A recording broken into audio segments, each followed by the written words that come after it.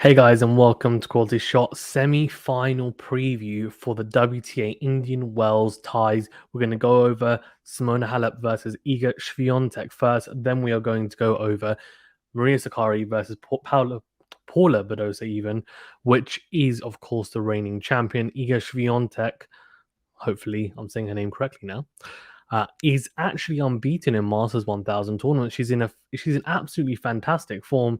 She destroyed Madison Keys, bageled, and also breadsticked her 6-1, 6-love in the previous match. And Simona Halep, of course, former Grand Slam champion, she has found a bit of form, which is fantastic to see. Actually ranked number 26 at the moment, which, let's be honest, she's a top 10 player, no doubt. So good to see her back to near her best anyway, which is good. Let's go then into.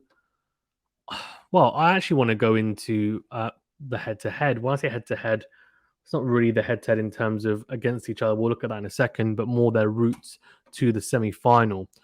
So if we look at Simona Halep, she's had a relatively easy one, beating Alexandrova in the first round. Although in saying that, she had to face Coco Gauff, which is not easy whatsoever. But she won in straight sets. Coco Gauff, I was very, very high on in this tournament. She's still very young, so I think, look, I've kind of put her in the similar bracket to Carlos Alcaraz in that I can see her winning a Masters 1000. Alcaraz, of course, hasn't done that yet. But again, I just feel like it's a matter of time with him. And I kind of feel the same with Goff, but I feel like she's maybe not progressing as well as I would have hoped. But she's so young.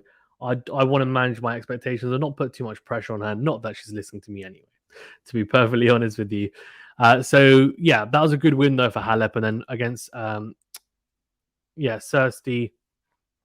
Kirsty, sorry, even Halep won in straight sets there. Kirsty is someone who, for me, is a typical upset merchant. She's able to upset people left, right, and center, and I don't really like backing against her, to be perfectly honest with you. But Halep, look at this straight set win, and she has only lost one set against Alexandrova in that first round match.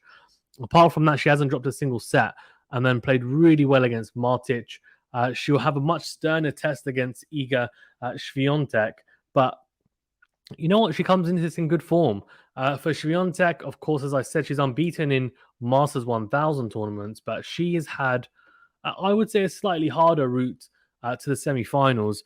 You can see here, she actually had to battle in 3 sets in her first 3 matches here, beating Kalinina in 3 sets, Tolson as well. Clara Tolson is such a good, not just good, sorry, let's rephrase that. She is a brilliant youngster in my estimation, and that would have been a fantastic tie. As you can see, they're having to once again win in 3 sets. And then against Angelique Kerber, former multiple Grand Slam champion, former world number 1.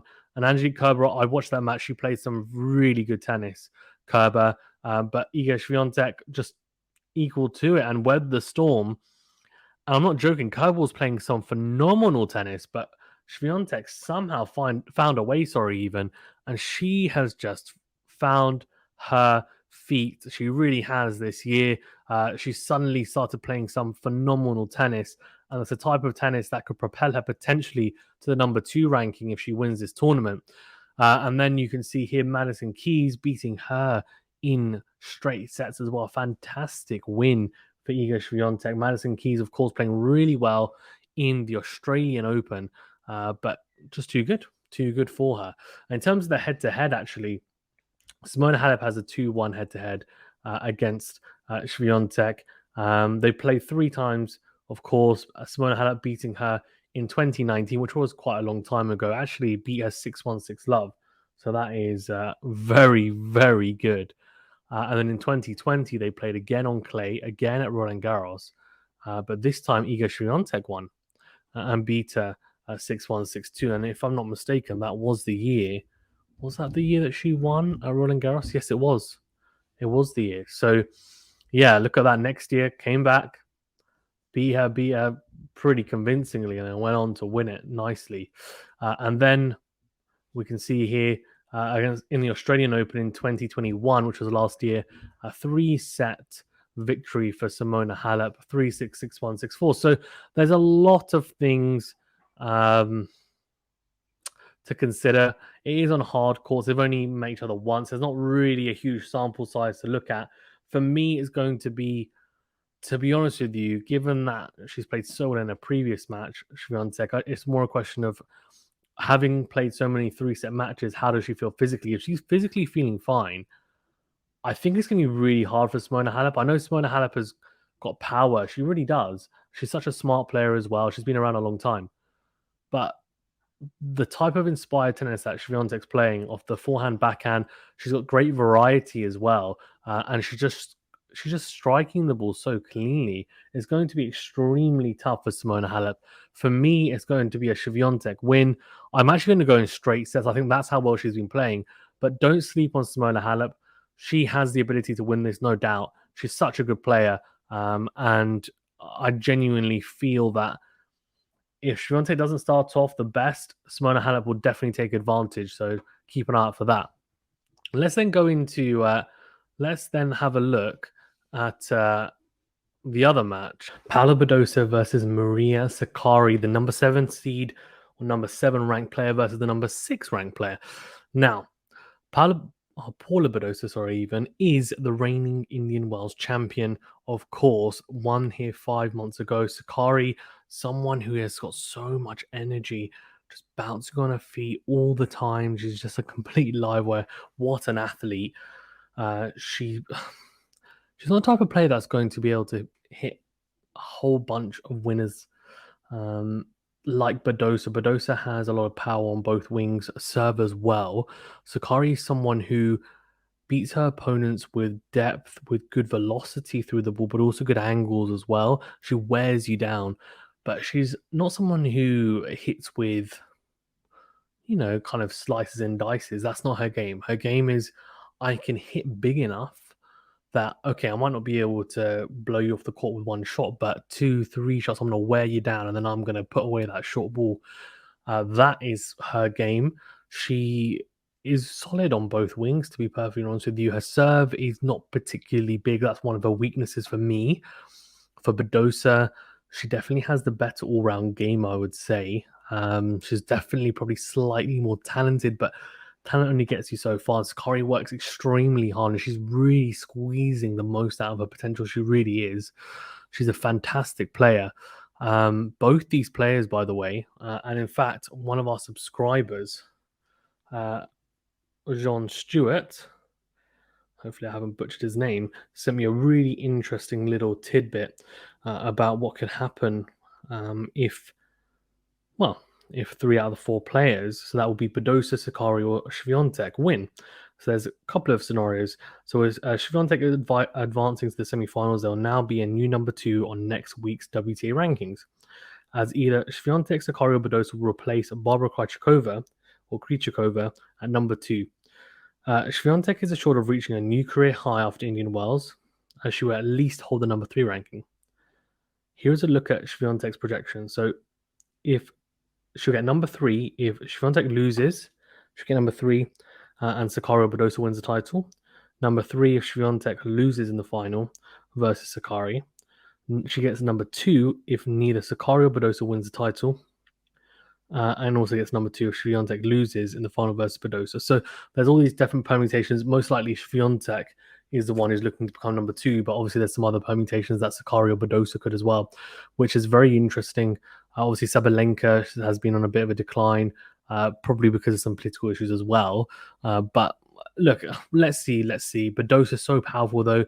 She does edge their head-to-head. They've only faced each other once, though, the WTA finals not too long ago, 7-6, 6-4.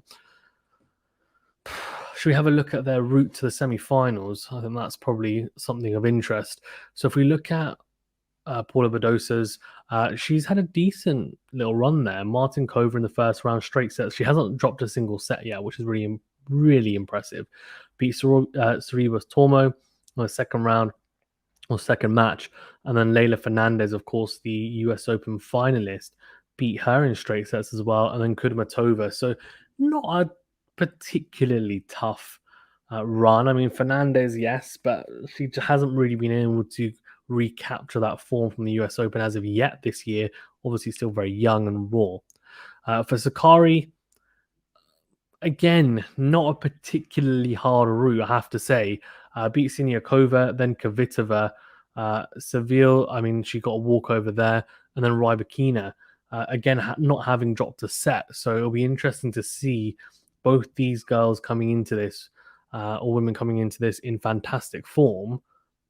Who's going to be able to edge it? We will have to wait and see. But my prediction is going to be Badosa, but in 3 sets. I actually really like Sakkari. She's one of my favorite players, genuinely. Yeah, I'm going to go Badosa in 3, and so then that sets up a Badosa Swiatek final, which I'll give my prediction if we do see that. But yeah, let me know what you guys think as well. Who do you think is going to win and why? And also, who do you think is going to make the final? And who's your predicted winner? Let me know. My predicted winner was Swiatek before the tournament.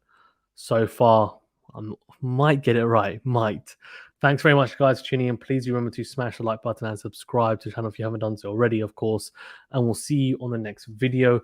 Do, of course, check us out as well. We are going to be covering the Nadal versus Alcaraz semi-final tomorrow, doing a watch-along commentary for it. And I'll also be releasing a preview for that as well, most likely. Do keep an eye out for that. And we do have an exciting opportunity. Do check out our community tab even for a potential opportunity to join the team. There's an opportunity there. So yeah, do check it out. And if it's of interest, then do email us at qualityshot.f@gmail.com. Do check us out on Twitter, Instagram, and all those. Follow us if you don't mind. And also do subscribe to the channel. If you are on a podcast platform listening or watching, do subscribe, follow, all that good stuff. Thank you very much, guys. Stay safe and well, and I'll see you on the next video.